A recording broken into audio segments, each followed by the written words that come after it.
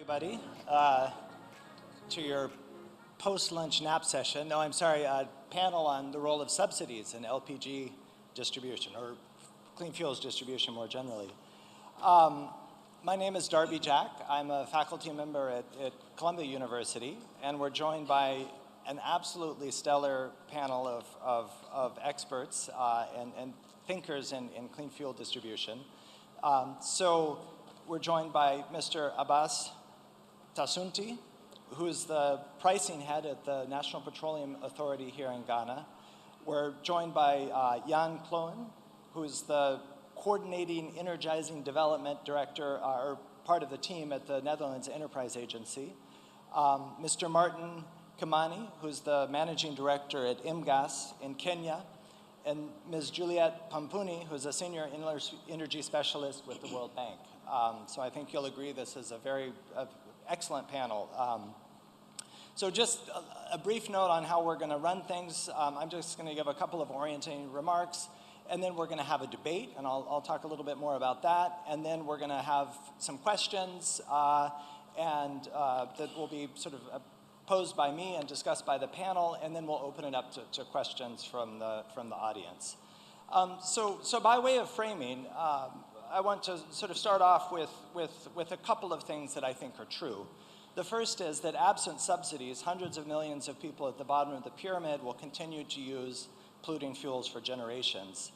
And sort of a point there is that in terms of health, that you get what you pay for. The lowest cost stoves may not deliver large health benefits, and this makes the problem of supplying high quality clean cooking to the bottom of the pyramid even harder.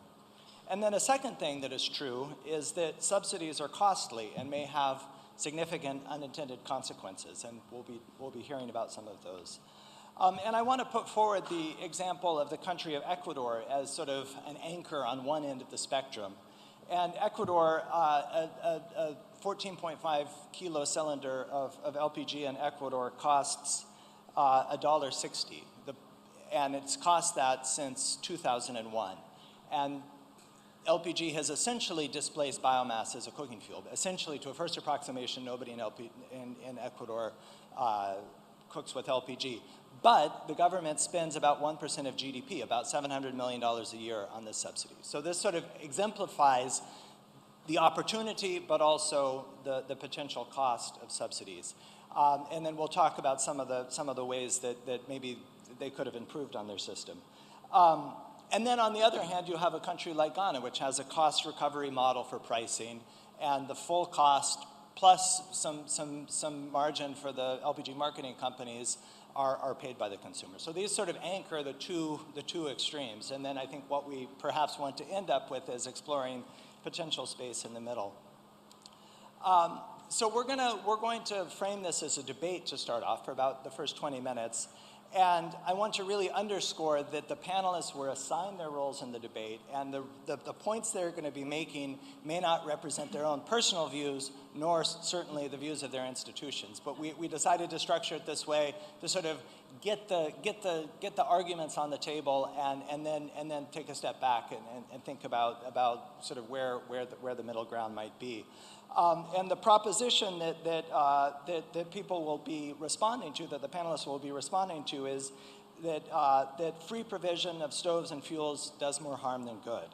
And so the anti-subsidy position will be taken by Juliette and Jans, and the pro-subsidy position will be taken by Abbas and Martin. So without further ado, I want to turn it over to Juliette to get us started.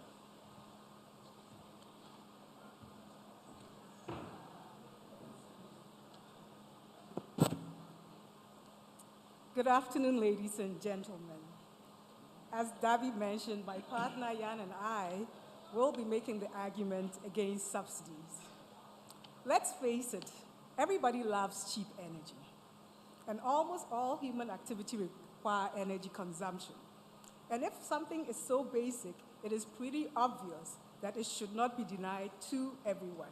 And governments make it cheap so that everybody can benefit from it.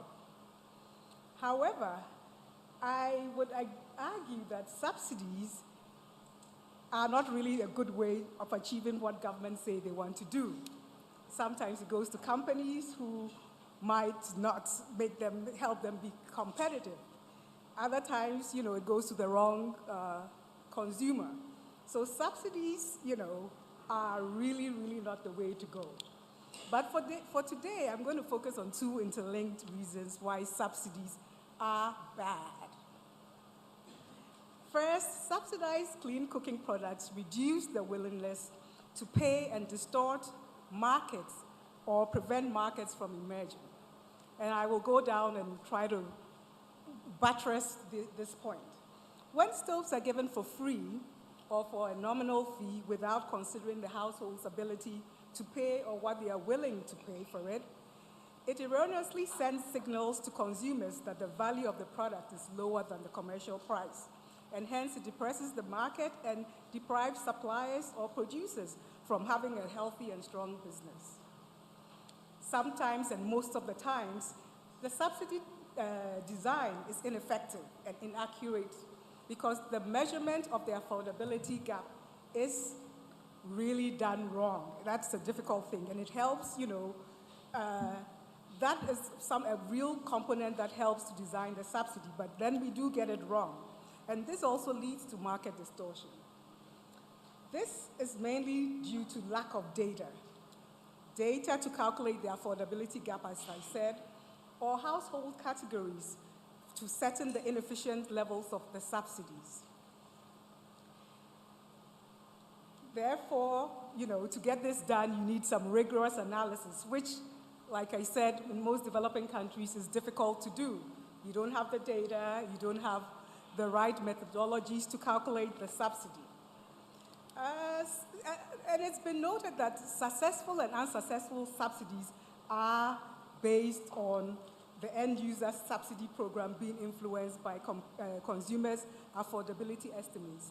Many of times government gets it wrong, and then the private sector gets the wrong signal and they are not willing to invest in the sector. There's also a lack of clarity for commercial market players in the expansion and support planning if the subsidy scheme does not have a clear exit strategy. So they are unable to plan for their commercial operations and around the scheme. Following this point, once the subsidy is in place, most of the time it's difficult to stop it. Governments, the consumers do not know what is going on in the world. World prices of things keep on going up, but they are not aware of it, so they do not expect the price to change. So definitely when the subsidy is removed, the politicians get into trouble for, not maintaining the price. The second point against subsidy is that if the purpose of the subsidy isn't communicated, all it does is to reduce the user's perception of what the product is worth and limits the degree to which they are used. I was describing a couple of instances to my colleagues here. When people do not value the commodity, they do not use it well. They are also, they do not use it because they do not understand the benefits. That needs to be communicated to them clearly. Also, some other people who did not benefit from the subsidy would wait to see, to get the subsidy because they do not think that what they are paying for is the commercially correct price. So that is something that also spoils the market as well. When subsidies are given and people don't have a worth, they do not have a skin in the game, they do not value it, they do not use it well, they do not get the benefits, and they do not engage well in the market. But I will stop here. My colleague, Jan, will continue. I know of a case where free stoves were given and people, after the fuel got dispersed, they used them as flower pots or some decorative pieces without getting the full benefit of the subsidy. So here's my case for the subsidies not being the best way to supply stoves. So my colleague Jan will continue with this important point. But first we'll pass the voice to Abbas.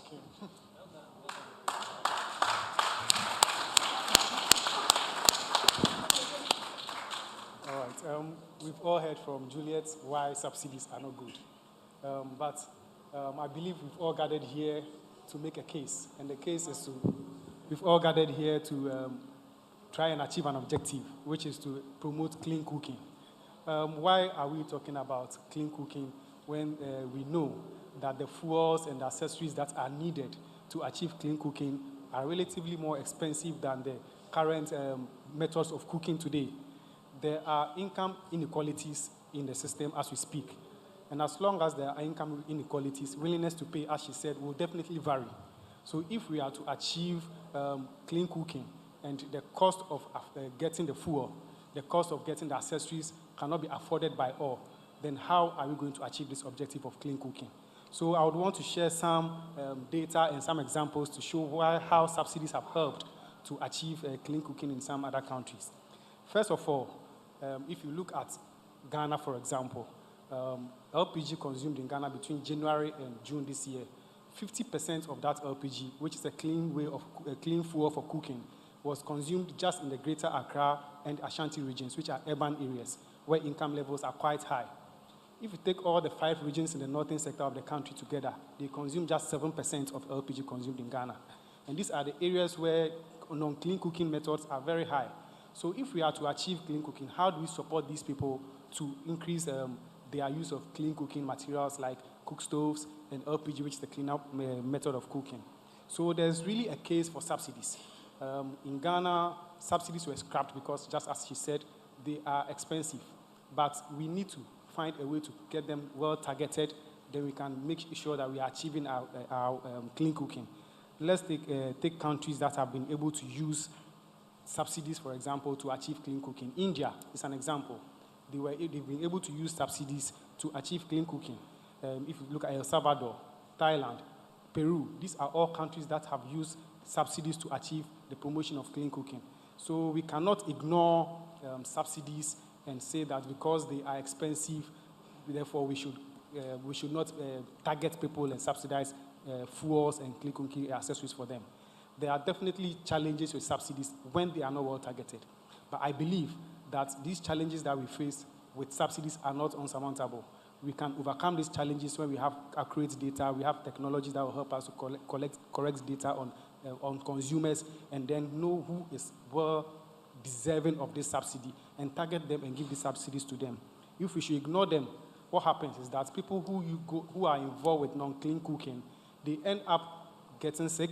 Government comes back, spends so much money on trying to subsidize health care for them. So if the government decides to ignore subsidizing clean cooking accessories and fuels for consumers, it comes back to bite government. And therefore, there's an opportunity cost to not doing this. So my case here is that subsidies have a role to play. If we are able to target the consumers who need it very well, we will be able to achieve our objective of clean cooking. Thank you very much.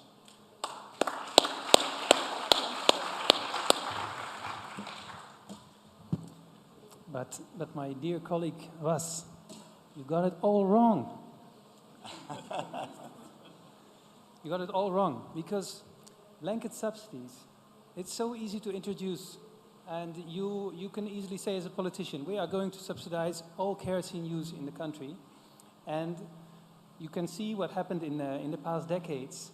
Kerosene was used in buses, in cars, blended with diesel, just because they were the cheapest way to go. A lot of kerosene was wasted because the price was artificially low. There was no incentive for energy efficiency, but rather there was it was a source of loss for the governments that could have raised revenue for the fossil fuel usage.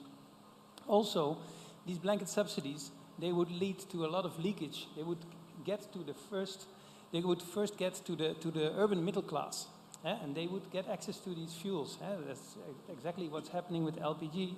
But these subsidies were actually meant to displace fuel wood and firewood in the rural areas, and these subsidies would never get there. These distribution chains do not exist that would get these fuels out there. So this was obviously part of the policy objective. So this type of loss will also be present, for example, if you look at spillage across borders, if Ghana suddenly decides to subsidize LPG, what would happen? A lot of these cylinders would go all over the place because they are suddenly very, very cheap. And so I think it's a big mistake, right? And then the other point is that to phase out these subsidies is actually also very, very difficult. No government would like to have their name under the phasing out of this subsidy. They would have to do this for eternity, or else cause a riot. And so this is really, really difficult and bad idea. So another point which my colleague Juliet made, and I would like to emphasize, is that a minimum price for the equipment and a minimum price for the energy services that you are using is important for the perception of value. And so if we start to subsidize things, I've heard of programs where LPG is almost given away for free, LPG equipment is given away. People indeed can use this for all sorts of things. I heard of LPG tanks that were used as benches, as flower pots, as various accessories, because they have no value, whereas in the real world they actually are very valuable. And so the big mistake that governments can make is to provide these subsidies in a large scale, and cost a lot of money, have a lot of spillage, and do not lead to the objective where they were meant for. So I'd say bad idea. If you do it, it must be extremely well targeted, and it must you must make sure with your policy implementation it somehow reaches the customers that we were all doing this for in the first place. That's why I'm against.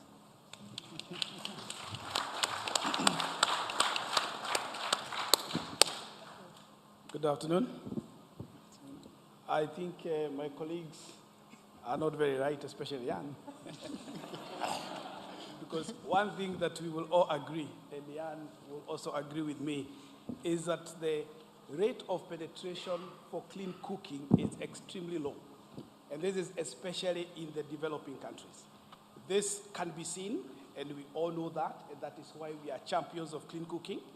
And we can give examples for countries that we know. And what is even more important to understand is that the effect, the health effect, the negative effect of the alternatives that are dirtier and easy to access are quite more damaging. I don't want to go into the details because I know these topics have been covered in this forum quite a bit, but we know that we are losing lives. If I give an example of the country that I come from, which is Kenya, we are losing over 20,000 lives every year. And this turns into the millions if you look at the continent. So the effect or the negative effects in terms of health, in terms of our environment, are very clear to all of us. And why is it the case? It's because alternatives are easy to access for most of the populations, for most of the households. They are cheap, they are easily accessible, and that is why most populations or most households go for that. And for us to push that or to change that bad situation, I therefore say that we cannot avoid going the subsidy way. We cannot avoid discussing, implementing, and thinking through ways of subsidizing, ways of assisting those households who, when left without that, will be condemned for generations to endure dirty fuels and to continue experiencing a negative health impact. And even again, as a continent, as a planet, we all know about the climate effect to that effect. So subsidies, I must submit to all of us, are key. I think it's a question of how. How do we go about this? Again, if I give an example of my country, we have 24% penetration rate of using LPG, which is a cleaner fuel. This is 24% across the country, and if you split the country into two, which is urban and rural, you will even realize the effect are worse in rural parts, where below 6% only use or have access to clean cooking. Why is this the case? The case is so because most families or most households, most communities cannot be able to raise the upfront acquisition costs for the equipment.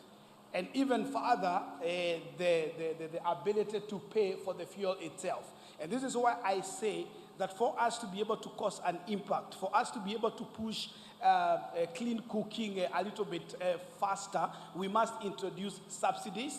Because in my case, again, for the 24% penetration, for us to achieve that as a country, it took us decades. So it takes 6-7 decades to achieve only 24%. We have invested as a country, government, private sector, in a lot of enhancement of the supply chain. So this is no longer a problem. Supply chain has been well enhanced. We are able to get cleaner fuels into the country. But I feel and I believe this has hit the limit.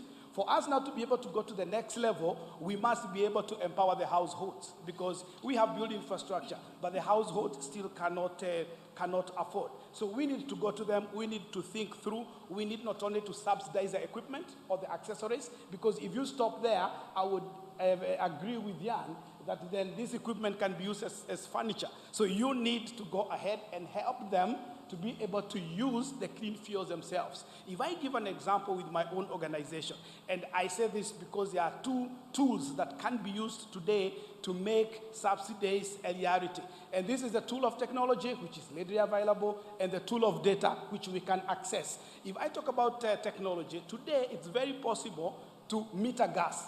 My organization has gone into producing smart meters that we are giving to households together with cylinders and cooking stoves, all for free, and enable them, which enables them then to pay in small bits on a day-to-day basis. So again, this helps them to use LPG every day, just the same way they would spend $1 or less to buy charcoal or to buy paraffin. In this case, they spend less of that money on a daily basis, but in this case, to achieve LPG in small bits. In the last 3 years of our existence, including piloting phase and the proof of concept, we have been able to onboard more than 300,000 households.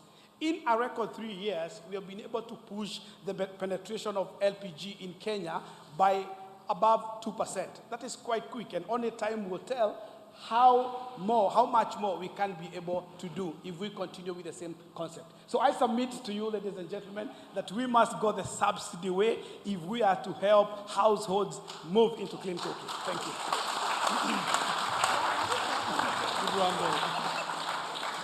Well, now I understand why they wanted me to sit in the middle, to keep the peace. So, for those of you who joined late, this debate was a bit artificial. We asked the panelists to take on positions that may not be their own positions, and certainly not the positions of their institutions. And what I'd like to do now is sort of break the role play and ask each of them to sort of reflect on what they heard in the debate and maybe state some of their own beliefs. And there may be instances where what they were so articulate in saying just now totally aligns with their beliefs, but you know, to sort of break the role play and say their reflections on the conversation just now. So maybe we'll start with Juliette. So I guess I'm back to my real, into my real body. Yes, well, subsidies are really, really, you know, on one hand, you can say they're a no-brainer. You want people to have access to clean energy solutions. So the way to do that is to give them subsidies. But many a time, it's difficult for our clients to be able to calculate the subsidy properly so that they are able to make sure that it gets to the people who really deserve it, the people who really need them, because they are the ones who are going to benefit. And when we even give them the clean cook stoves, the next step is to be able to quantify what they got out of it, what the benefits were. Health benefits, women don't have to go walk miles to get some charcoal. And, you know, there are so many benefits that many at times, maybe politicians don't think about that, but it's like, you know, the initial satisfaction of giving consumers something that they want them to use. Right now, there might not be things coming up for free, some of them are highly subsidized. But with these carbon funds around, really, stoves are being given away for free.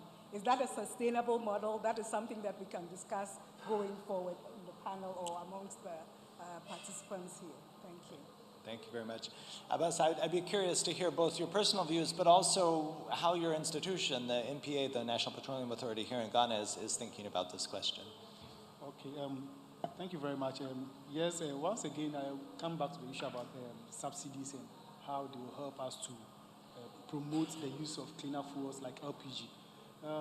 Indeed, when we talk about these things, sometimes the accessories and the fuels or the cleaner fuels that are needed to promote these clean cooking practices, it's not as if they are not available. They are very much available. We all know there are several ways of achieving clean cooking, but why are they not being used? It's because the end users, majority of them, cannot afford them. And so how do we make sure that once the products are available and accessible, they are also able to be encouraged to use them? And that's how come the issue about subsidies always keep coming up. From where we sit as someone who has handled pricing of petroleum products for a long time, we know some of the challenges with subsidies. One of the main challenges is that governments always want to subsidize and make products free or free for consumers, but they don't have any sustainable means of funding these subsidies, and that is where the challenge is. But we have to look at the end goal. If really we want to promote clean cooking and get people to be healthy, then there's a price to pay. So we have to rather focus on the ways to make sure that these subsidies, if they are to be put in place, they can be well targeted.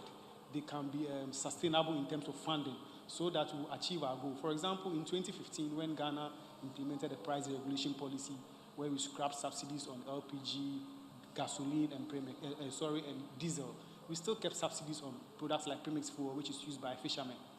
We know who the fishermen are. There are other challenges with these subsidies today, but we cannot overlook the benefits of subsidizing and making sure that the target group are getting this fuel. So the same with LPG, we are implementing the cylinder recirculation model, which is trying to get penetration of LPG in Ghana from 25% as we currently have it to about 50% by 2030. The issue of subsidy and affordable fuel keeps coming up. So we may not subsidize LPG, but we have to find ways. We have to be deliberate about making sure that LPG is affordable for the consumer, and that's how come there are recommendations as to how we can scrap some of the subsidies and how we can also even make some of the products cheaper to some consumers. So consumers in Accra or Kumasi may not need the subsidies, but we know that consumers in certain poorer parts of Ghana would need that. So we have to target them, have data. That's why we are promoting the use of the national ID card, for example, to collect data. And one of the key components of the cylinder recirculation model is that before a cylinder is given to you, we have data on you. We know where you live, and we are going to use technology to track these cylinders and know your consumption. All of these are ways to address some of the challenges with just giving wholesale subsidies so that we can achieve our goal of increasing the penetration of LPG in Ghana. And I think the point you alluded to, I mean, the biggest problem with subsidies is they cost a lot of money, and the money has to come from somewhere. And yeah, I'm curious, again, your personal views, but also from the perspective of the donor community, how should we be thinking about this? Yes, well, first of all, I'm delighted to hear that I actually have a lot more in common with Mr. Abbas than was previously understood. So indeed, yes. From the Energizing Development Program, let's say for a decade or more, we have been emphasizing also, this was the thinking internationally, on market-based solutions. So the market will solve a number of problems in the field of energy access, both on the electricity side and on the clean cooking side. And what we can see is that the cost reduction of solar systems has been so drastic that indeed a bigger share of the market has been achieved, has been reached, but even there's let's say the baseline of the pyramid that we all know has not been achieved. And so based on the work of GOGLA and ESMAP, an end-user subsidy lab was established where exchanges were made about the experiences and the knowledge that we know are required for the energy access market to expand to those that would otherwise be left behind. And so in that framework of mind, we were asked as the end of program by the Dutch government to develop a component on demand-side subsidies in various markets. And so we've reached out to the colleagues at ESMAP. Very nice collaboration, also with the idea that in the medium term we can scale up successful approaches. Worked with CCA also on the thinking, how does the logic of the electricity access market relate to the clean cooking market, and how is it different? And how can we share further these experiences and build it up to build stronger markets? And I think in terms of subsidy, what we can all agree on is that indeed some forms of subsidies are needed. We have very nice experiences, for example, in Rwanda, where we have been able to on the basis of income level category of the household, target certain subsidies. Yes, this has implications for data, about the knowledge of, let's say, data aggregation at a level where you must be sure you can trust the parties that deal with your data.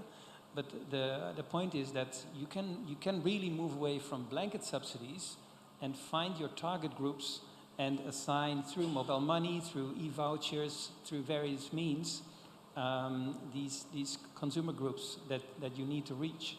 And I think that's part of the, let's say, solution of our pro and con debate is we have the tools, it appears, to solve this riddle. It will still cost a lot of money, but I've been told by somebody that I found very inspiring on day one that it's much less than an LPG an LNG terminal. So yes, things cost money. Good things in life cost money, and I think clean cooking for these target groups is indeed a good investment. And I think one thing that I haven't heard come out yet, but I think is really important to keep in mind, is that one way of thinking about it is that poorly defined property rights are a massive subsidy on LPG fuels, right? That we're not, this isn't an even playing ground, right? That there are these sort of tacit subsidies on biomass fuels. So Martin, you know, again, breaking the role, although I have a hunch that you are maybe not role playing as much as some of the others. But I'm curious your perspective as an entrepreneur, as somebody who is, you know, living and breathing clean energy markets, sort of what your take is. Thank you. I think, like I alluded earlier, and which is really the concern in the room, is how do we ensure that the actions that we are doing are going where they are needed, or they are benefiting the right people? And I think this is what we are talking about, targeting. And like I said, today the tools are available. Jan mentioned about using data.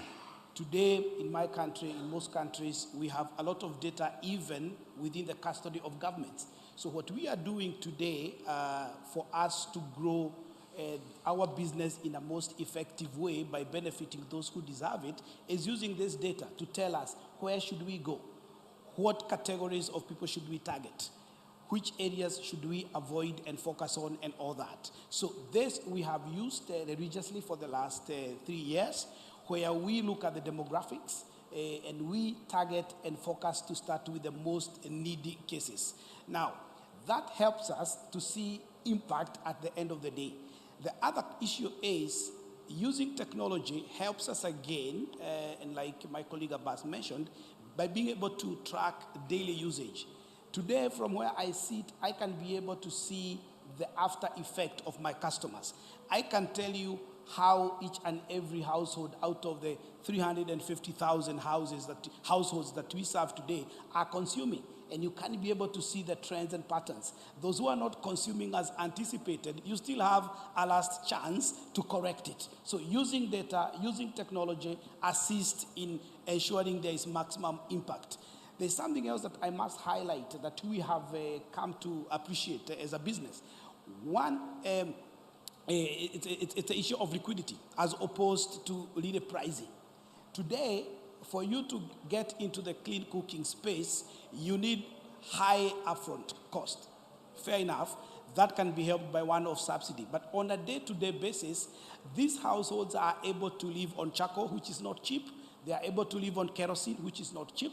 Our data has shown us that by enabling them through mobile money transfer platforms and our smart meter technology, we are able to still maintain these households using less, much less than what they were using on a daily basis, but in this case, to spend it on cleaner fuels. So with all these tools being used responsibly and effectively, I believe this is a space that all of us should be able to succeed in and cause great impact. Yeah.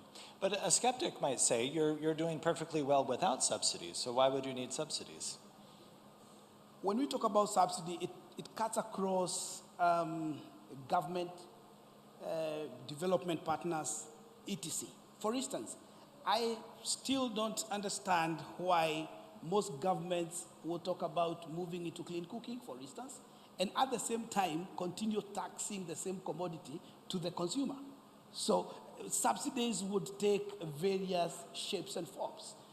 In my case, we have the funds to help us achieve the impact that we need, but we would be doing much better if we could bring our government on the table and tell them, for instance, you don't need to put VAT to the consumer, you don't need to tax the same commodity. So if some of these interventions are achieved, then obviously the impact would be much more, because we are sort of double speaking, saying we want to improve on clean cooking penetration, but on the same side, we are coming in and taxing the same. While we are not taxing dirty fuels like charcoal and all these other kind of things. So there are various forms of interventions that will be needed to accelerate the impact, in my view. So, targeting has obviously been a central theme in how we're thinking about this. And I want to just push a little bit more on that, and in particular this question of who to target and the role of data in that. And I just want to put one additional idea on the table that I don't think has been mentioned yet, is that in addition to targeting based on income, which is I think what you're referring to, Martin, is the idea of targeting based on biological windows of susceptibility. So there may be some individuals at certain points in their life cycle, and I think specifically of pregnant women, for example, who are particularly vulnerable. The developing fetus might be particularly vulnerable to the harmful effects of biomass smoke. And so if you can find ways to target clean energy interventions to those particular individuals, you might achieve an outsized health benefit relative to other forms of targeting that one might imagine. But I'm curious, Juliet, in your work at the bank, how has the bank thought about targeting? So targeting, like I said, it's a very important issue. Apart from the fact that governments can pick and choose who they want to give their stoves to, getting the right people, the people who really need the cook stoves, is important. I mean, in a place like Rwanda, because of their, they have their, the income categorizations, they are able to tell which class of people need the product, which class of, need the product for free or at a subsidized way. But many of us, or many of our countries, don't have those kinds of classification. So it becomes really difficult. And one thing that I would say is that our use of the RBF instrument, RBF schemes, is a way that will help us classify or target the right people. Because with RBF, the service provider is only reimbursed after they have, identified who that person is, who that individual who needs the cook stove is. They follow up, they make sure that they have the stove and the stove is being used before disbursement is made to them. So in that way, we know who is getting the cook stoves, and who, if that person is not the right person, they will not get reimbursed. So the RBF scheme can be tailored or engineered in such a way that the right person or the right community gets the service or gets the cook stove. And Abbas, maybe you could mention a little bit about the history of the rural LPG program and how that might illustrate some of the risks of targeting the people who can't afford the fuel. Do you want to talk a little bit about that story? Yes, actually, the Ministry of Ghana's government and the Ministry of Energy have been running the rural LPG promotion program for some time now, and actually it's been scaled up, and now we have the LPG for Development program. All of this is to ensure that we achieve our goal of promoting the use of LPG. But like I said earlier, it is not enough just giving them the cooking accessories and the cylinders, and then they cannot afford the products that they need to do the cooking, which is the LPG itself. And we've had examples where after the cylinders had been distributed to the poor, the rural areas, they went back and they saw, I think Ian used that example in his debate. We saw people had used the cylinders as benches, playing cards and playing drafts. So they just put one cylinder here, another cylinder here, put a plank on it, and they are sitting on it. So that's what they use the cylinders for, all because they cannot afford the LPG. So it's something that we have to really look at and not just go and distribute the the cylinders, the cook stoves, and leave it there. We have to make sure that we follow up and make sure they can access the LPG. So I'm happy, for example, Martin's company is using such examples, and we've had, as part of implementing the CRM, which I mentioned earlier, we've had companies coming to make such proposals that they can help the consumers to buy the LPG on a meter-per-meter basis, so that instead of going to buy charcoal on a daily basis, they use the LPG using the meter. Then it helps them to move away from the non-clean cooking fuels, and then move to LPG, which is much cleaner. So that's some of the things that we've seen here in Ghana. Thank you. And I want to ask maybe one or two more questions, and then we'll open it to the audience. But I want to pose to Jan and Juliette the question of are subsidies most effective, or at what point in the value chain are subsidies most effective? Is really the consumer the place to look, or you mentioned the results-based financing model, which is typically upstream at the distributor level, or perhaps even higher upstream. And I'm curious your thoughts on sort of where in the value chain or the distribution chain is likely to be most effective. Yes, if I perhaps can, colleague Juliette, respond to that part.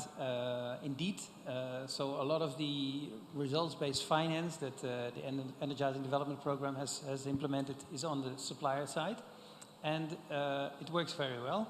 And in many markets, it's still necessary for certain categories of products. It's necessary to enable suppliers, distributors to do what they do best, is make sure that these services are available. But then we see, as I mentioned, at the base of the pyramid, there's these consumers that will never, with the best will in the world, will never be able to afford these products. And there we also need support on the demand side. And it must, in my view, it must go through the customers. The customer must make the decision to have this piece of equipment in her household. The customer must pay a price for this. It must not be zero. I think I'm a bit shocked hearing about advanced biomass stoves being distributed or dumped or whatever you call it in large swaths of African countries at the moment, knowing the human nature is that these things will not be valued as much as if people would have chosen to, let's say they buy it for $1 or $2, but they have chosen to have this in their homes. It was not put in front of their door like an Amazon box and see, you didn't order this, but I'm sure you'll like it. It's red. And so I think this aspect, why is it related to subsidies? Because we can over-subsidize. We have the power to do that. We do pilots. And I think where the knowledge is needed is the fine line between where we are, let's say, pulling the market and where we are pushing the market too far, where the cost perception of the consumer is completely diluted, and therefore also the usage pattern that will follow is not the one that we want. I'll leave it to that because I'm also very curious what are the thoughts in the audience. Juliette, do you have any thoughts on the question of where in the value chain? Well, there has to be a product to be available for somebody to use. So if we are subsidizing the end users, there should be a way to subsidize, the suppliers. And like I said, this is could be done through RPF, it could be done through concessionary financing to the suppliers, because they also need to get the products available. Like Abbas was saying, the rural LPG promotion program failed because people got stoves, they got cylinders, but they weren't able to get a refilling point or access to refill the cylinders, so the cylinders were just used. So under the cylinder recirculation models, there are going to be community exchange points which will bring the supply of the fuel closer to the rural areas. So those are some of the things that subsidies might be required. Subsidies to get these real fill outlets closer to the households. They need to be very safe. They are under the CRM. There are going to be bottling plants. There are going to be big trucks that will move the cylinders to the rural areas. So I think in those areas that would bring the fuel close to the household, we could get the subsidy to encourage those marketers to be able to supply the households with the needed fuel. So I think this is an opportune moment to open it up to questions from the audience. And why don't we start with Josh Rosenthal from NIH. Hi, thank you for this really stimulating discussion. I have two kind of related questions. Just knowing how dynamic the world is, both the economics of this world, the technology changes happened even just in the last 3 or 4 forums, how much these markets and the technology has changed.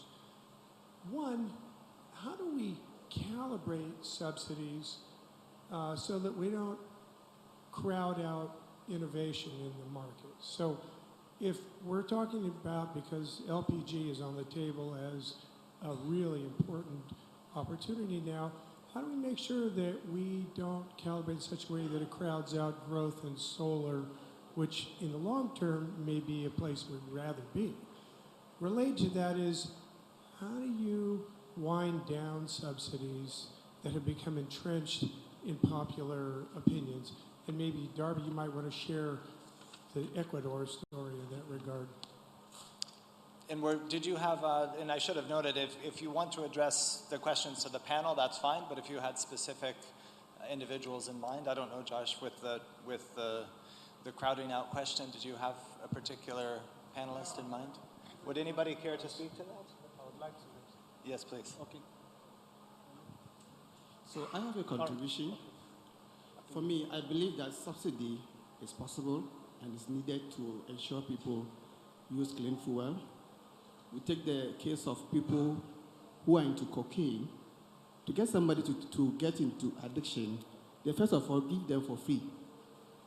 They give it for free. After some time, when you get addicted, they leave you, and then you are on your own. And that's the time people start selling their property to get cocaine to use, because they cannot do without cocaine.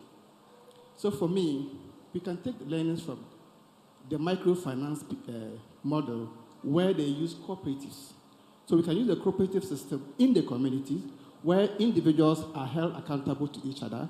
So we give the subsidy or the fuel to the community or to the group of people, and then each of them within the group are held accountable to each other. In that case, it is much easier to track who is using what and where the cylinders are going. But if you give it to an individual, of course, you find them using it as benches, or they'll keep the cylinder. A sister or a daughter from the city will come and say, oh, I have this thing. He takes it to the city because it's more expensive in the city than the rural area. So my proposal is that let's look at the cooperative model used by the microfinance people to see how we can get subsidy to the rural targeted areas. Thank you very much. Well, let's give a response to the earlier question as well, and then we'll continue. Abbas, I think you wanted to speak to the crowding out question. Yes. So first of all, in order not to crowd out innovation, we have to look at, in Ghana, for example, I think you mentioned earlier, we have the full cost recovery of investment principle. So we have the full cost recovery of investment principle. So we have to first of all look at the cost of providing either the product or the service. Once we know that full cost, and if government is to subsidize, we have to make sure that there's a sustainable way of making sure whoever has invested, the subsidy is paid to the investor. The challenges we've had with subsidies, as everybody is saying, has been saying we are subsidizing but not refunding those subsidies. What eventually happens is that the product becomes unavailable because subsidizing and not paying affects supply. So in order not to crowd out the innovation, we have to determine what kind of innovation we need and ensure that the investors are putting that in place, and it's added up to their cost of providing the product. And then if you decide to subsidize, make sure there's a sustainable way of funding that subsidy. I think maybe there will be an opportunity to make suggestions as to how to fund some of these subsidies, but let me just mention one of them. Cross-subsidization is one. We can cross-subsidize the product using one product, for example, to pay for the subsidy on another product, rather than relying on government to budget and go and find money from somewhere else to come and pay for these subsidies. In that way, we can sustain the subsidies. And then just briefly to Josh's point about the situation in Ecuador. So Ecuador is now working very hard to try to replace the reliance on LPG with induction electric cooking. They have abundant, cheap hydro. And it's been extremely challenging, and in part because the LPG is so cheap. And I think, I think this is a central challenge. I mean, I think you can sort of turn it around and take it as a design principle. And I think that was some of the points that Abbas was making, is if you sort of design things ex ante, anticipating those problems, then maybe you can have an intelligent response. So I saw there was a couple of hands up. Yes, please.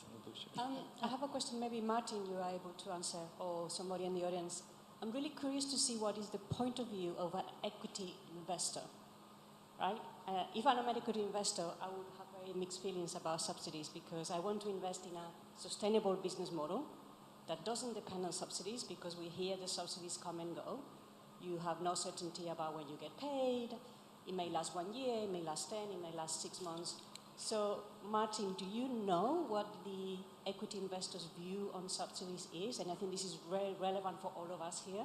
And if there's any equity investor in the room that has a view on subsidies, I would love to hear. I know that the lenders will love it, right? Because there is some cash flow that is coming to the business, indirectly or directly, right?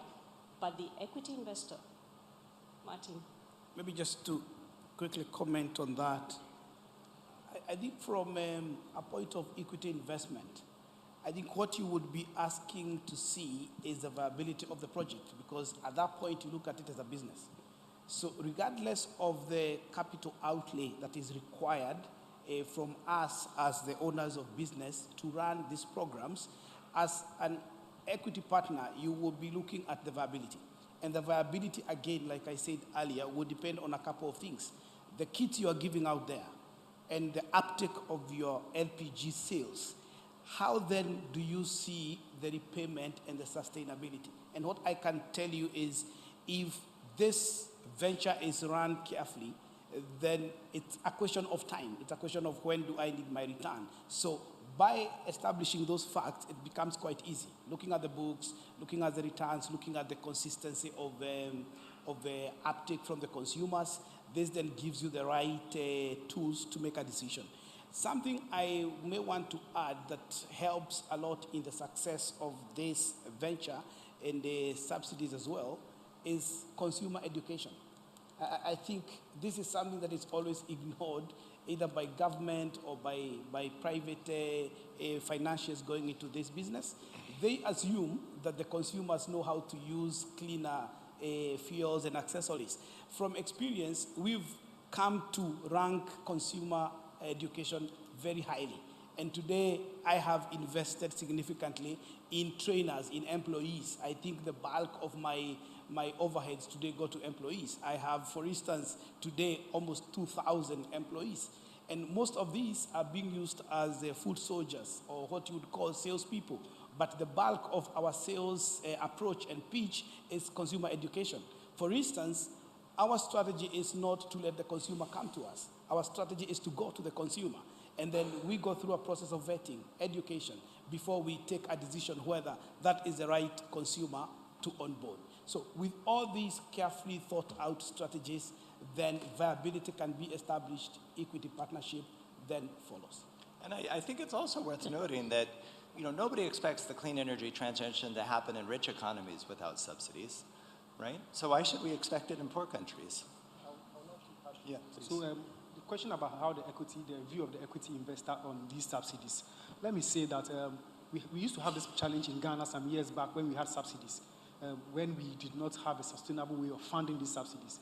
So when we scrapped subsidies and we kept subsidies on premix fuel, which I use as an example, the government introduced a levy called the Price Stabilization Recovery Levy. And this levy, the purpose is to fund the subsidies we have on premix fuel. So now there is assurance to the investor that there is a source of funding for your subsidies. So unlike previously where it could take over a year and government had not paid the subsidies to the investors, the businessmen, now there's consistency in how often government pays these subsidies because there's a source of fund. So if such measures are put in place to ensure that there's a sustainable way of funding these investments, these subsidies, then the equity investor will be very assured and will go into investment. I think there was a question in the front here. I'm sorry. Hello, I'm Elizabeth Bayo. You are talking about subsidy, whether subsidy or not subsidy. It's about education. If you say you want to go to the villages and you don't educate them, they are just there. You just go and dump the thing to them. How are they going to use it? I'm from the northern part of Ghana, from Upper West.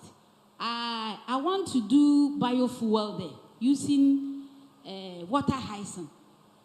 Before I want to take the project, just recently I went there. I went to the women. I took a stove and I said, if you use this, it's very good. I educated them on how to use it. And I haven't even started it. They are calling me, oh, madam, when are you bringing it? When are you bringing it? It's about education, but whether you, let's take our cell phone for example. The phones that we are using. If you go to the villages, they are even using the most costly phones than we in the cities. Let's look at this forum, Clean Cooking Forum. Everything is based in Accra. Everything is based in Accra. And part of the villages, even if this forum had, I know they organized first one in Accra. If this forum were to be organized in Tamale, somebody going around, they will ask, but what are they doing? What are they, and looking at this, we are educating them. So it's not just about subsidy or not, whether subsidy or not subsidy. If the people are being educated and they know the health-wise and know the benefits, I think the people will use it, whether subsidy or no subsidy. And I'm also pleading with next time, let us also move our meetings to a nearer, maybe city. So That's great. I think the next one in Tamale is a fantastic idea. I see Colm is taking notes. I'm sorry, madam, but let's give the voice to the next person, please. The gentleman in the front, please. Yeah, go ahead. I would like to thank you way of presenting these discussions. I realize that it is totally different that we seen other cases. I would like to contribute on this discussion that we have to think the two terminologies, subsidy and free distribution. These two words we cannot put in the single basket. They are totally mutually exclusive terms. So if any government wants to give their citizens freely any product, it is up to the government. We have not to discuss on that. So we should focus on the subsidies. What is it for? I think the providing subsidies, there is two objectives. First one is to make the people to make like an appetizer. We cannot give subsidy more than 50% or like that. It should be the minimal level of the amount that stimulates the users to purchase the technology. That is the one objective. Another is that we are mostly from the developing countries. that most of the people's willingness to the affordability level is poor. So we have to give focus. We have to focus on how to increase their affordability. So it is one of the objectives that providing subsidy either the users or the suppliers. The affordability level will be increased. Other way is that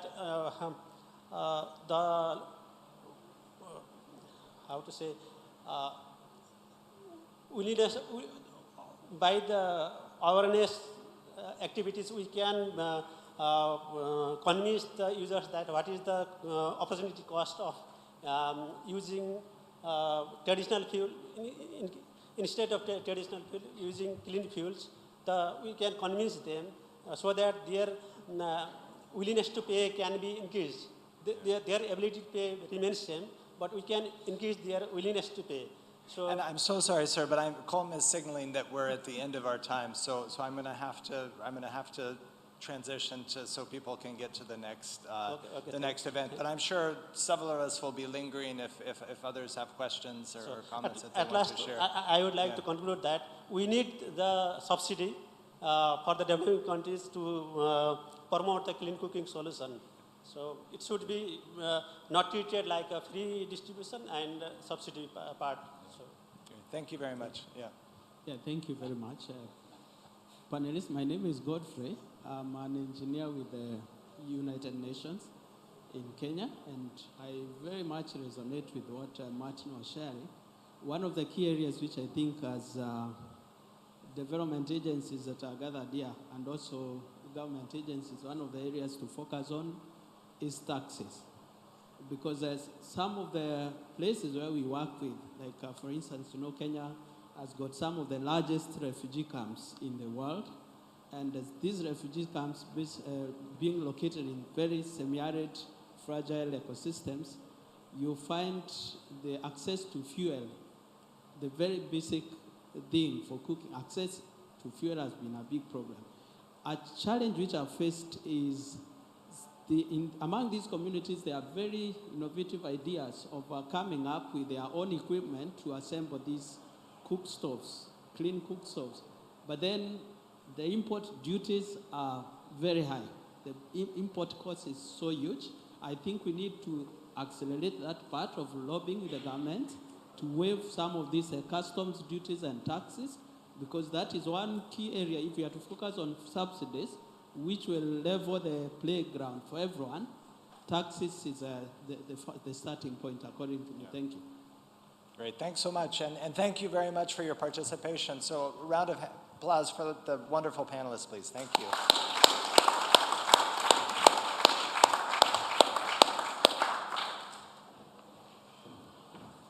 Just a quick announcement. The next session will be starting in here at 3 o'clock. So we have just a quick 10-minute break. Thank you.